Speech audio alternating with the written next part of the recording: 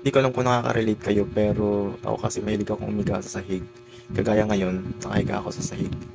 Ayan o. Kasi yung semento malamig, lalo ngayong tag-init. Kaya may binili ako dati. Wait lang, papakita ko sa inyo. Ito yung sinasabi kong binili kong carpet na papuzzle.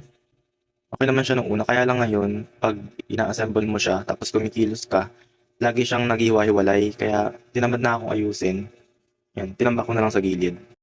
Buti na lang, may nahanap akong murang carpet, 180 pesos lang. Ang size niya is 80 by 120 centimeters. Kararating lang niya ngayon, kaya tara, buksan natin. Wait lang.